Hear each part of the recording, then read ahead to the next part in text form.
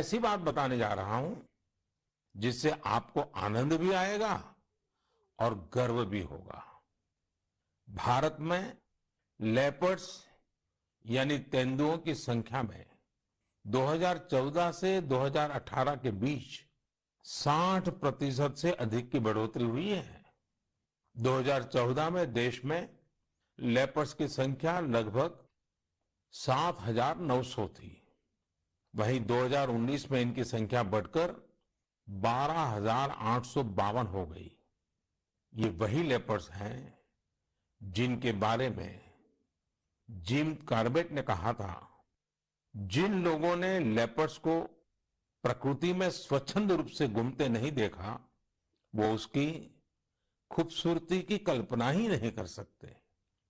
उसके रंगों की सुंदरता और उसकी चाल की मोहकता का अंदाज नहीं लगा सकते। देश के अधिकतर राज्यों में, विशेषकर मध्य भारत में, तेंदुओं की संख्या बढ़ी है।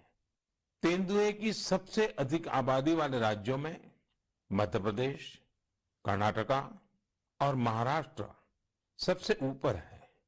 यह एक बड़ी उपलब्धि है। तेंदुए पूरी दुनिया में वर्षों से खतरों का सामना करते आ रहे हैं। दुनिया भर में उनके हैबिटेट को नुकसान हुआ है। ऐसे समय में भारत ने तेंदुए की आबादी में लगातार बढ़ोतरी कर पूरे विश्व को एक रास्ता दिखाया है।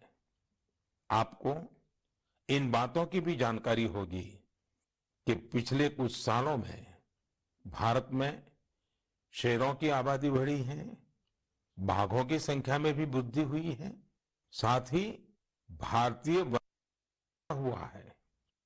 इसकी वजह यह है कि सरकार ही नहीं, बल्कि बहुत से लोग, सिविल सोसाइटी, कई संस्थाएं भी हमारे पेड़ पौधों और वन्य जीवों के संरक्षण में जुटी हुई हैं।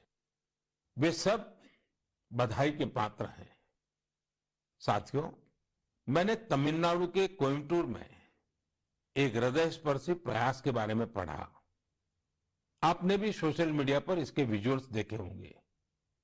हम सब ने इंसानों वाली व्हीलचेयर देखी है, लेकिन कोयम्बटूर की एक बेटी गायत्री ने अपने पिताजी के साथ एक पीड़ित डॉग के लिए व्हीलचेयर बना दी।